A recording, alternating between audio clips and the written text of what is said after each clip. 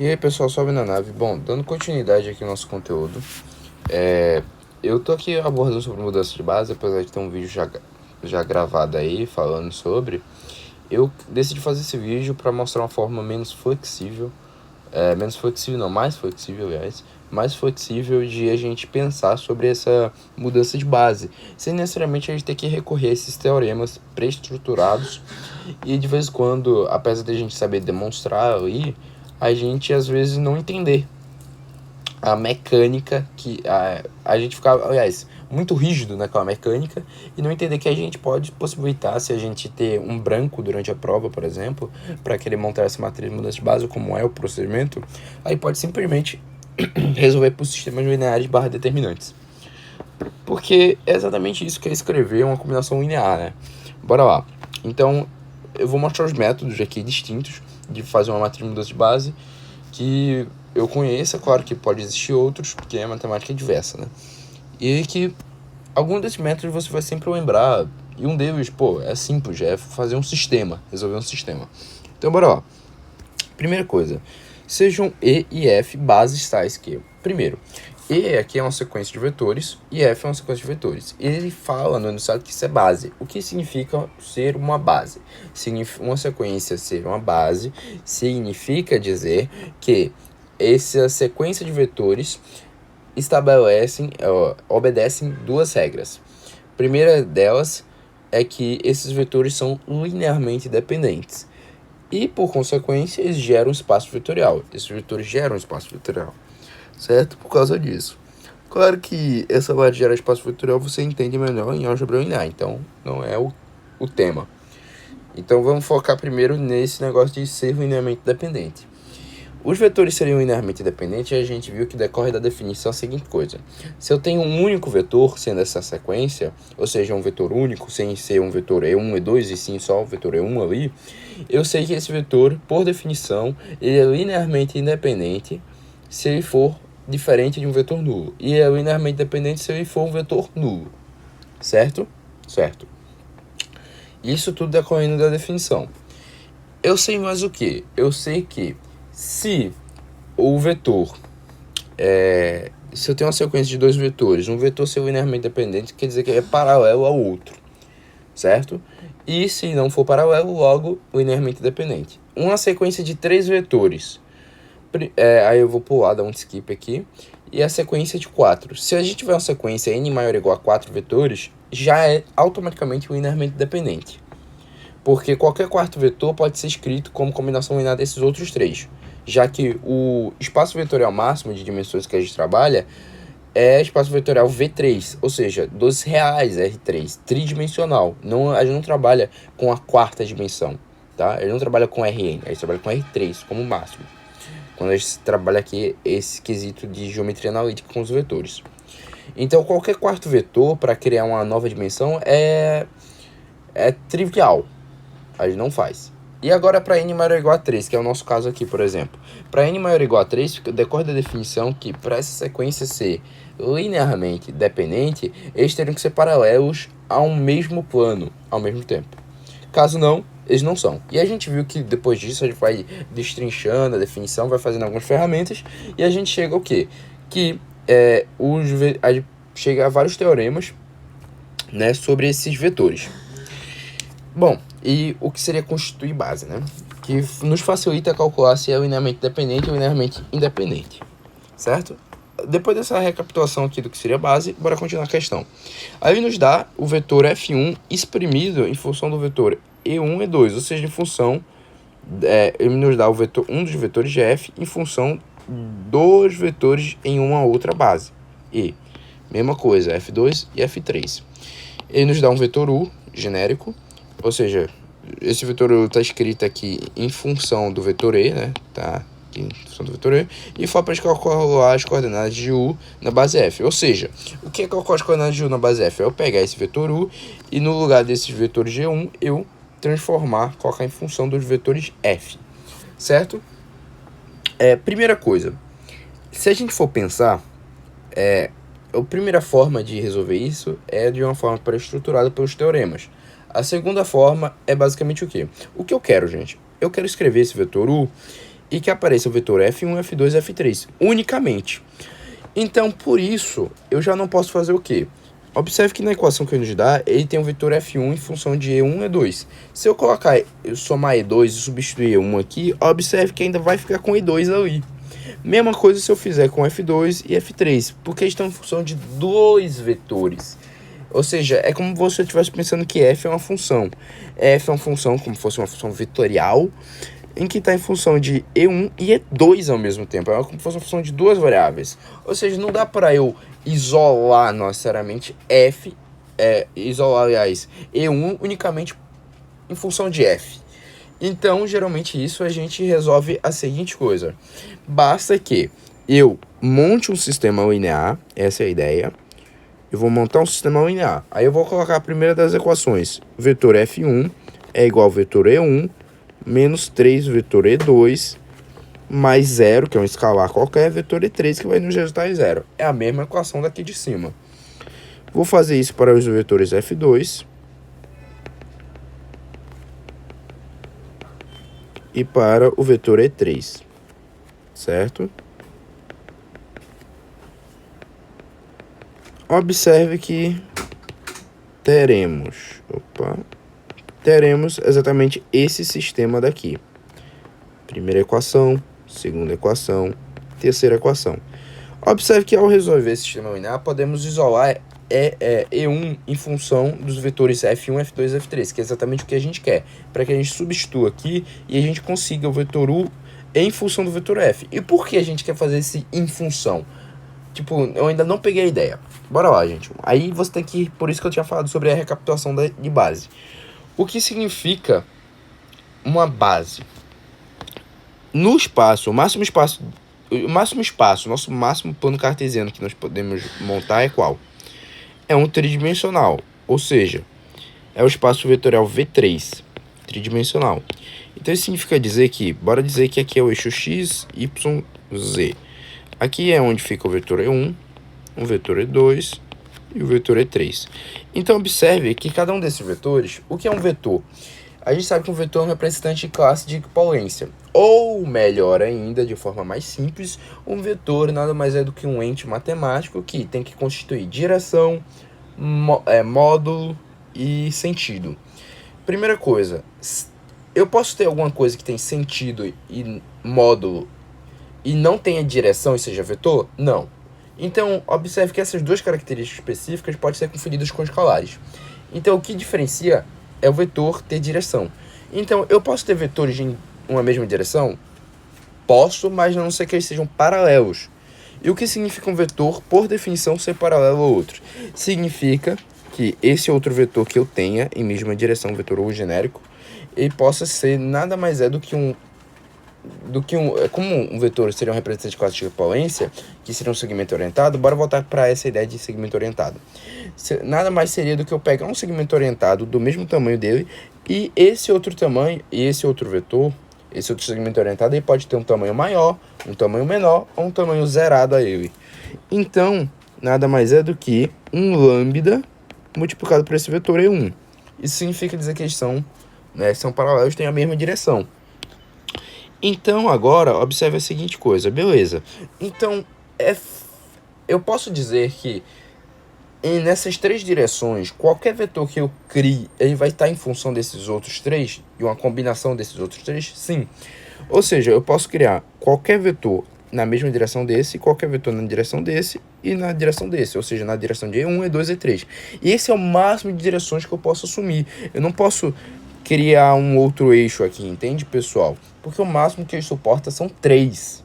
Por isso que na definição n maior ou igual a 4, na sequência de 4 vetores, já é LD. Algum deles tem que estar na mesma direção, entendeu? Então, já que algum deles tem que estar na mesma direção, observe que no plano ZX eu posso criar um vetor aqui, né? Que assume uma direção distinta. Mas por esse plano ZX já ser determinado por esses dois vetores, eu posso pensar isso aqui como uma combinação linear, ou melhor, uma soma de vetores. Como assim? Olha, o vetor E1, bora aqui, ó. Eu pegar esse vetor U, ele vai ter uma projeção no eixo X, que vai ser igual a lambda E1, porque vai ter a mesma direção de lambda de E1. E eu posso projetar aqui um vetor que tem a mesma direção de E3, lambda E3. Então, observe que lambda E3, eu vou colocar 2 aqui, lambda 2 E3, lambda 1 vetor E1, essa soma vetorial resulta no vetor U. Então, observe que qualquer vetor pode ser escrito como combinação desses dois, ou ao mesmo tempo desses três, tá bom? Então, basicamente isso seria combinação linear. Então, já que um vetor U ele pode ser escrito como combinação linear desses vetores, isso significa, né, combinação linear. Então, observe a seguinte coisa, que eu escrevi o vetor U aqui, calcular as coordenadas dele na base F, nada mais é do que eu pegar esse vetor U e ter alguma coisa desse tipo, lambda F1, lambda 2 F2, lambda 3 F3. E é isso que eu quero obter, certo? Então, uma das formas que a gente pode fazer, como a gente já tem as coordenadas desse vetor, ou seja, seus escalares, sendo que esses escalares só valem para a base E. Ou seja, se eu substituir F1, E1 ali por F1, e E2 por F2 e E3 por F3, eu obtenho exatamente essas coordenadas do meu vetor U na base F, que é exatamente o que pede a questão. E isso é mudar de base, entendeu? Beleza? Por isso, a gente resolver esse sistema linear é importante. Agora, como eu posso resolver esse sistema linear? Bom, você pode resolver por escalonamento, você pode resolver por substituição, você pode resolver de diversas formas. A melhor forma é a que você consegue fazer mais rápido e a que não erra. Para mim, no meu caso, eu prefiro fazer por Cramer. Nesse caso específico, não necessariamente todo sistema eu faço por Cramer. Dependendo do sistema, eu tento por escalonamento primeiro e depois eu tento por Cramer, usando regra de Chió, dependendo do sistema, se for 4, 5 variáveis. Nesse caso, como é mudança de base, no máximo são 3 variáveis, visto que 4 ou mais eu já sei que é LD. Então, vamos resolver. Como que eu vou resolver? Como eu vou resolver por Cramer, o que eu vou fazer? Eu vou calcular primeiro o delta. O delta nada mais vai ser do que um determinante, que vai ser os coeficientes dos vetores das minhas variáveis. Aí aqui, uma coisa, eu vou tratar E1, E2 e E3 como variável, né? Porque são coisas que eu não quero, e sim eu quero F1, F2 e F3. Então, eu vou colocar as coordenadas deles aqui. 1, menos 3, 0, 0, 1, 1. E eu tô colocando exatamente como tá escrito aí. Aqui eu vou aplicar o teorema de Laplace, para resolver mais rápido.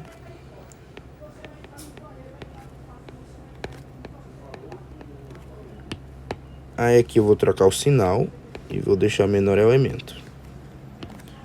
Qual fator A1? Bom, a gente resolve esse determinante, então obtemos 2, né?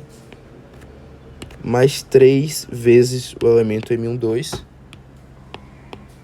0 menos 1, né? Então resultou em menos 1.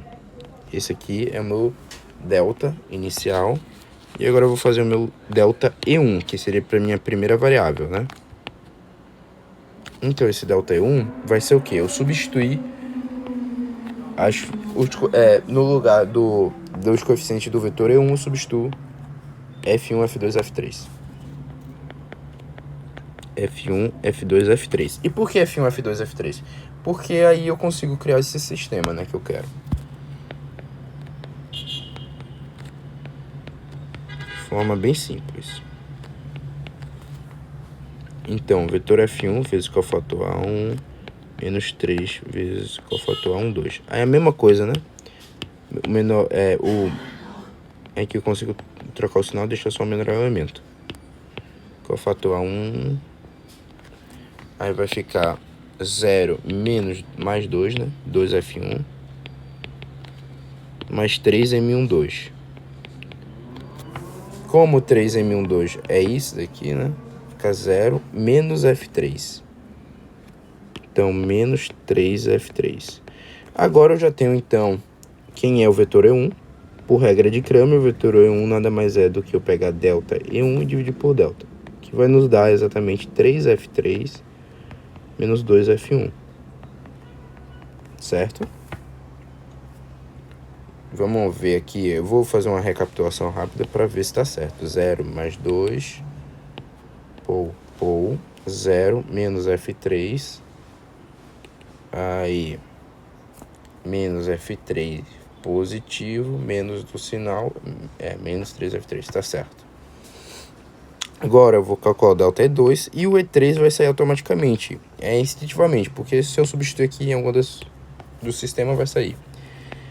O delta E2, e aí o que eu vou fazer aqui, eu vou copiar de cima 101, F1, F2, F3, 0, 1, 0. Se você não está entendendo, essa parte aqui é regra de Cramer, então você tem que saber resolver o que seria uma regra de Cramer. Mas basicamente eu estou fazendo esse sistema. Basicamente isso. Aí agora eu vou recorrer de novo ao cofator. Já vou colocar o sinal aqui fora. Deixar o menor elemento. Certo? Aí a 1 vai ficar menos F3, né? 0 menos F3. Menos F3. Aí o menor elemento M12, que é 0 menos 1. Então vai ficar F1 menos F3, né?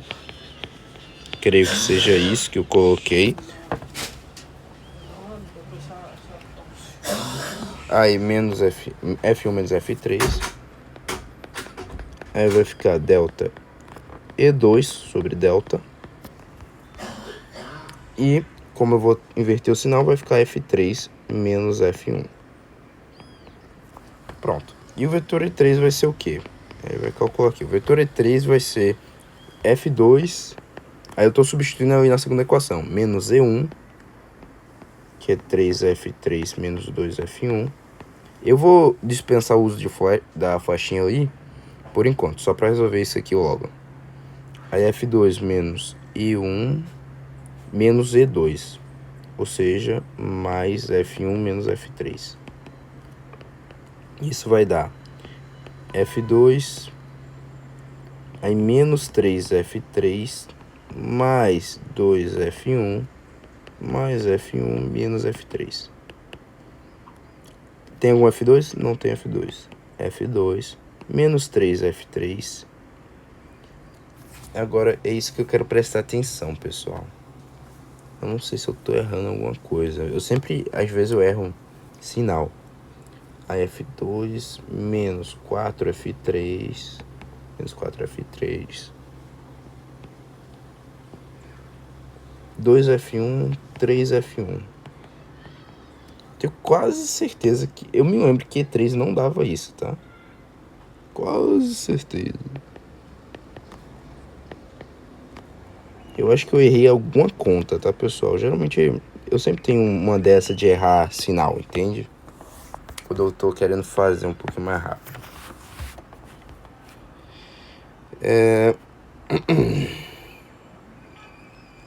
Tá. Ponto é, como que eu vou saber que eu errei? Eu me lembro que eu já tinha feito esse exercício, mas não me lembro a resposta. Só deixa eu dar uma conferida, tá, pessoal? Só deixa eu dar uma conferida aqui, ó. Que o cofator A11 vai ficar mais 2F1, beleza, tá certo. 0 menos F3 mais F3 menos 3F3. Aí esse delta E1 vai ficar 3F3 menos 2F1, tá ali. E2 é cofator A11, então fica 0 menos F3 e menos F3, tá? Aí vem agora esse F1, vai ficar 0 menos F1, aí fica mais F1, F1 menos F3. Aí multiplica por menos 1, F3 menos F1. Beleza, justo. Beleza. Agora com isso, gente, é só substituir, ó. Vetor U, 3, vetor E1. Quem é E1? 3F3 menos 2F1. E você vai ver que só vai ficar em função de exatamente F, que é o que a gente quer. 3 mais 4E2. E2 é quem? F3 menos F1. Menos vetor E3. F2 menos 4F3 mais 3F1. E teremos, então, o vetor U na base F. que é exatamente o que a gente quer obter. 9F3, eu vou calcular F3 logo. 9F3, 4F3, ou seja, 13F3. Aí vai ficar mais 4F3, ou seja... eu fiz alguma coisa errada, gente. Definitivamente eu fiz alguma coisa errada, tá? Tenho certeza absoluta, tem alguma coisa errada aqui. Eu errei algum sinal, alguma coisa. Que eu me lembro que dava 14F3, né? 9, mais 4 e menos ali. Eu errei alguma coisa aqui de sinal. Eu odeio quando acontece isso, velho. Sério, é um saco quando acontece isso. Isso aqui eu acho que tá tudo certo. Esses delta aqui. Agora deixa eu ver. Acho que o erro tá aqui, talvez. Será? Delta 1. Ó. 2F1. Menos 3. Aí, cofator A12. Aí vai ficar mais 3. Aí, mais 3. Aí aqui 0. Menos F3. Aí, menos F3. Aí, menos 3F3. E fica 3F3 menos 2F1. Beleza. Justo. Beleza. Eu não acho erro aqui, né? Talvez meu erro foi em E3 ali. Sempre tem um errinho assim, tá, gente? Eu já sei o que eu vou fazer, ó. E3. Se a gente ver essa equação aqui, ó. E3 é igual a F2 menos E2. F2 menos E2.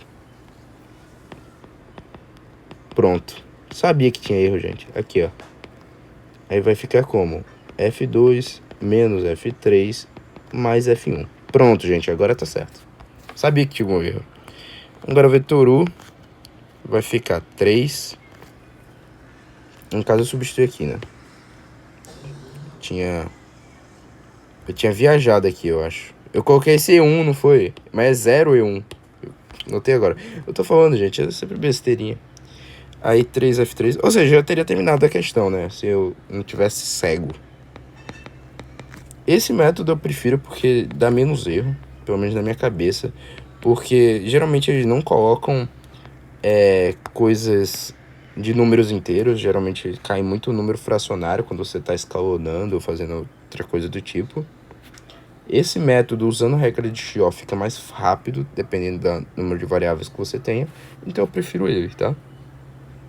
4 e 2, né? F3 menos F1 ali, ó. Aí aqui é menos E3. Aí por ser menos E3 é só trocar os sinais. F3 menos F1 menos F2. Pronto, e aqui a gente vai ter o vetor U agora na base F definitivamente. F3, eu vou colocar aqui multiplicado. 9, 4. Aqui 9 mais 4, né? Vai dar 13, 14. Perfeito. Agora F2. F2 aqui, eu não tenho F2 aqui, eu não tenho F2 aqui, eu só tenho F2 ali. Então, menos F2 e agora F1. Menos 6, menos 4, ou seja, menos 10, menos 11. Menos 11, vetor F1. E essa aqui é a resposta, meus caros. Né? Vetor U na base F. Creio que a resposta seja essa. Se eu não tiver errado outra coisa de ter confundido alguma coisa com outra, então vai estar certo, tá? Creio que esteja certo agora. E esse aqui é o primeiro método, que é por resolvendo assim, dessa forma. O segundo método é utilizando os teoremas, né? Em que ele diz assim, ó, aí aqui é o segundo método, eu me confundo por causa disso, por isso que eu prefiro fazer para o sistema linear. Primeira coisa, você identifica o que você tem. O que eu quero? Eu quero mudar as coordenadas de E para F. Mas ele já te dá esses vetores F1, F2 e F3 em função de E, né? Então a gente tem que montar uma matriz de mudança de base. Primeiro a gente tem que identificar em que base nós estamos, que tipo de matriz já temos de mudança de base. Observe que F, o vetor F está expresso em função do vetor E. Aí você poderia pensar, eu quero agora o vetor E em função do vetor F. Então, eu tenho que montar a matriz, eu tenho matriz mudança de base FE. Você poderia pensar assim, eu tenho uma matriz mudança de base FE e eu quero a inversa dela, porque, para quem não sabe, para você mudar de coordenada, você calcula a inversa dessa daqui, né? De acordo com o que o teorema diz, e você chega exatamente nessa matriz de mudança de base. Sendo que, na verdade, tem uma pegadinha da nomenclatura. Isso aqui deve ser lido da direita para a esquerda, ou seja, em vez de ser matriz de mudança de base F para E, por exemplo, na verdade, o que você tem é de E para F. Então, na verdade, você não tem essa matriz de mudança de base F, você tem a matriz de mudança de base EF, porque você tem F em função, F indo para E, certo? F indo para E. E o que você quer é E em função, EF, né? Ou seja, o que você quer ali é EF, que é E em função de F, certo? Então, bora lá. Aí a gente vai montar essa matriz de mudança de base. Para montar ela é bem simples. Você segue a mesma regrinha. 1 menos 3, aí você vai colocar os coeficientes. Mesma regrinha. A diferença é que geralmente ele coloca assim, ó. 1, 0, 0. É 0, 1, quer dizer. Ele coloca de forma como fosse, né, transposta. Ou seja, ele coloca direto dos coeficientes. Menos 3, 1. Eu acho que era menos 2 aqui. Menos 3, 1, menos 2, 0, 1, 0. Pronto. E agora a gente vai calcular a inversa dela, tá? Bom, para calcular a inversa dela, para obter MFE vai ser 1 sobre determinante MEF vezes a comatriz MEF. O que vai dar um probleminha, porque você vai ter que calcular todos os cofatores para MF e transpor eles para montar a comatriz MEF, né? Mas bora lá, bora fazer. Primeira coisa, você vai ter que calcular o determinante. Aí por isso que eu tô falando, é bom saber determinante, ó. Como o determinante da transposta é igual ao determinante original dessa matriz A, e aqui os elementos estão basicamente transpostos, ó, 1 menos 3, 0. Aliás, eles não estão nem transpostos, eu montei da mesma forma, né? Aquilo que eu notei. Eu montei da mesma forma. Mas caso tivesse 1 menos 3, 0 aqui, ó, gente, transposto, o determinante da transposta é igual ao determinante A, tá? Então não ia mudar nada. Por isso que muita gente, eu pelo menos me confundia sempre quando eu ia montar, porque ele fala que é pra gente montar isso aqui transposto. Eu me lembrei agora, tipo, as coordenadas do vetor F1 transposto. Eu ainda montei errado aqui, entendeu? Mas, na verdade, o determinante da transposta é igual ao determinante de A, então não vai mudar nada, tá? Na prática não vai mudar nada em relação a isso. Então, bora lá. Bora prosseguir. Bora prosseguir aqui. Então eu vou colocar transposto, né? Colocar da forma que é para se colocar. 1 menos 3, 0. 0, 1, 1. 1 menos 2, 0. 1 menos 2, 0. Então, como o determinante é mesmo, a gente sabe que isso aqui vai dar menos 1.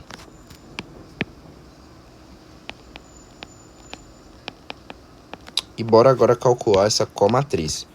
A comatriz, ela nada mais é do que a matriz feita pelos cofatores.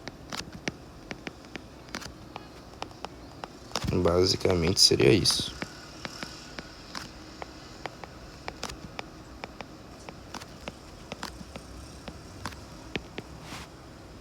Bom, na verdade eu não vou nem fazer, que eu já fiz no meu vídeo lá de mudança de base, então caso você queira você vê lá. Tô com preguiça agora. Mas, basicamente, você vai calcular os cofatores dessa matriz. Você vai colocar aqui como elementos. E com essa matriz de mudança de base, você vai pegar as coordenadas atuais que você tem. Aí, quais são as coordenadas atuais que você tem? Você tem 3, 4, menos 1. 3, 4, menos 1. E você vai pegar essa matriz de mudança de base e vai multiplicar por ela. Como essa matriz de mudança de base é 3 por 3, então o número de colunas dessa tem que ser o número de linhas dessa, como está aqui. Então tem que ser nesse formato. E aqui você vai obter as coordenadas novas, tá? É basicamente isso que diz a matriz de mudança de base. É essa forma pré-estruturada. Enfim, espero que tenham gostado do vídeo. Só foi para clarear que caso sempre você esqueça um método, você tem outro, que às vezes acontece na prova. Então, não se desespere, apenas faça o sistema linear e pode fazer por substituição, se seja mais seguro. E vá com calma, só para mostrar que tem outras formas de fazer isso.